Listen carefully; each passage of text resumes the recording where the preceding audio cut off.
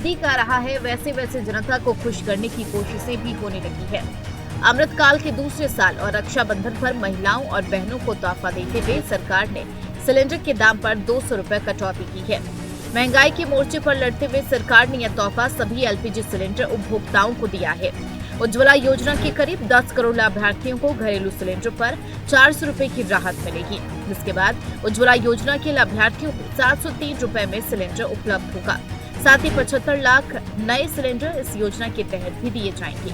रक्षाबंधन के पावन अवसर पर ये त्योहार खुशियों भरा हो, बहनों के जीवन में और खुशियां आए, तो भाई नरेंद्र मोदी जी ने प्रधानमंत्री के रूप में 200 रुपए गैस के सिलेंडर की कीमतों को कम किया है।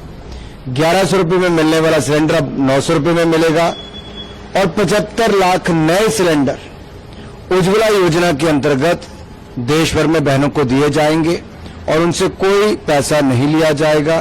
को राहत है, बड़ी राहत है, क्योंकि वो सब मेहनती महिलाएं जो घर बार संभालती हैं, तो छोटे छोटे चीजों से भी बहुत फर्क पड़ता है और ये बड़ा उनके लिए एक जो समय है वो आसान हो। घर परिवार खास तौर पे कोविड के बाद जो है तकलीफें सभी की है, धीरे धीरे अमृत वर्षा की वर्षा सबको मिले। प्रधानमंत्री श्रीमान नरेंद्र मोदी जी ने अपने देश की बहनों को दिया है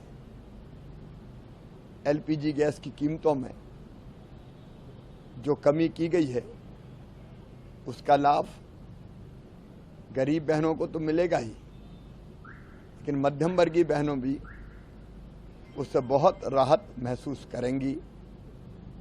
इस सौगात के लिए मैं प्रधानमंत्री जी का अभिनंदन करता हूं, उन्हें हृदय से धन्यवाद देता हूं। आज प्रधानमंत्री जी द्वारा की गई घोषणा का स्वागत करता हूं कि रक्षाबंधन के पूर्व संध्या पर बहनों को एक तोहफा दिया है कि जो गैस सिलेंडर से वो 200 रुपया सस्ता कर दिया है। 200 रुपए की सब्सिडी पहले मिलती थी उज्ज्वला योजना में और 200 रुपया देकर के उस 400 रुपया अब जो सब्सिडी उज्ज्वला योजना के अंतर्गत मिलेगी। जिनको सब्सिडी नहीं मिलती थी उनको भी 200 रुपया मिलेगी, अर्थात जो सिलेंडर 1100 रुपये मिलता था वो 900 के लगभग हो जाएगा और जो 900 रुपये में मिलता था वो 700 रुपये के लगभग हो जाएगा। हालांकि जहां एक और मोदी सरकार के इस फैसले पर देश को महंगाई से थोड़ी राहत मिली है, लेकिन विपक्ष का मोदी और मोदी सरकार पर हमला अब भी जारी है। विपक्ष इसे बीजेपी का चुनावी स्टंट बता रहा है और सरकार पर हमले करने में कोई कसर नहीं छोड़ रहा है। जुमले का सरकार है, 200 से क्या होने वाला है इस देश में? आप 500 नहीं और कम करना चाहिए था। हमारी जब सरकार थी तो 400 रुपया सिलेंडर था, अभी 1150 है। 200 कम करने से क्या, किस बहन को इसके 200 रुपए बचा के 500-700 कम करने चाहिए थे।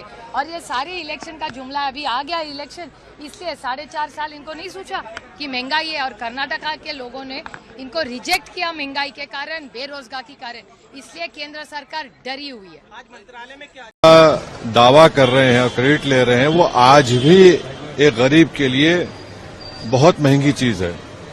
पेट्रोल की कीमत भी कम नहीं हो रही है, डीजल की कीमत भी कम नहीं हो रही है और G20 के लिए करीब 3,500-4 हजार करोड़ रुपए खर्च किए जा रहे हैं। अगर वही पैसा गैस सिलेंडर में दिया जाता तो गैस सिलेंडर 300 रुपए में आ जाता।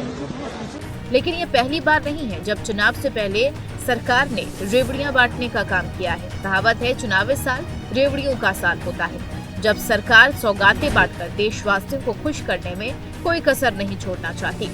2023 के अंत तक 5 राज्यों में चुनाव होने हैं, जिनमें मध्य प्रदेश, राजस्थान, तेलंगाना, मिजोरम और छत्तीसगढ़ शामिल है और अगले साल लोकसभा चुनाव होना है, जो बीजेपी के लिए प्रतिष्ठा का सवाल बना हुआ है, जिसे बीजेपी सीरियसली ले चुकी है।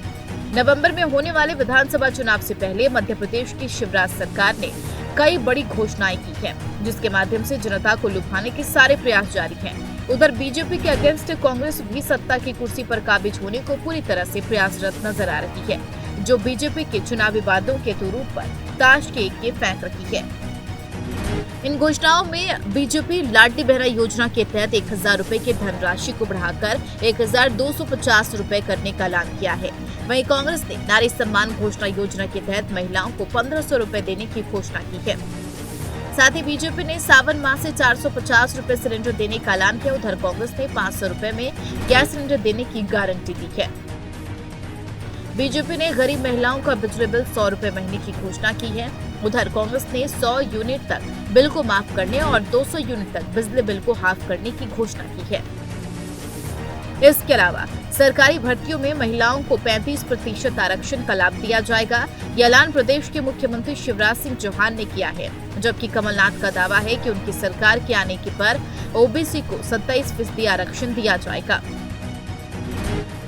वहीं किसानों को राहत देने के लिए बीजेपी ने किसानों के लिए ब्याज माफी योजना का ऐलान किया है, जबकि कांग्रेस ने सिंचाई के पुराने बिल माफ करने का ऐलान किया है। साथ ही प्रदेश की 2800 अवैध कॉलोनियां अवैध घोषित की जाएंगी। उधर कांग्रेस का कहना है कि अगर वो सत्ता में वापसी करेगी तो पुरानी पेंशन योजना को लागू किया जाएगा। इसी तरह राजस्थान और छत्तीसगढ़ में भी चुनावी रेवड़ियां बांटने का काम किया जा रहा है। दिल्ली और कर्नाटक की तर्ज पर बिजली बिल, किसानों की कर्ज माफी, आरक्षण और महिलाओं को ध्यान में रखकर चुनावी रेवड़ियों की सौगात दी जा रही है। कर्नाटक की जिन 5 गारंटियों की कांग्रेस ने घोषणा की थी, उसी तर्ज पर अब कांग्रेस योजनाओं को अन्य राज्यों में लागू करने की घोषणा करके जीत दर्ज करने की कोशिश में जुटी है। आम आदमी पार्टी का कॉन्सेप्ट दिल्ली की तरह पंजाब में फॉलो किया जा रहा है। बहरहाल सबसे अहम बात यह है कि महंगाई से निपटने के लिए सरकार की पहल की सराहना होनी चाहिए, लेकिन सवाल यह भी है कि आखिर चुनावी साल में ही सरकार को ऐसे लोक लुभावने वादे और सौगातों की याद क्यों आती है। चुनाव से पहले ही सरकार को महंगाई की याद क्यों आती है और फिर शुरू होता है मुफ्त कल्चर की शुरुआत, जहां हर राजनीतिक दल मुफ्त रेवड़ियों के सहारे सत्ता में वापसी की सपने देख रहा होता है।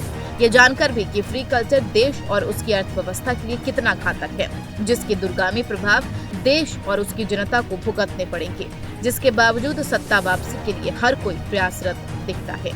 Bureau report, PNB।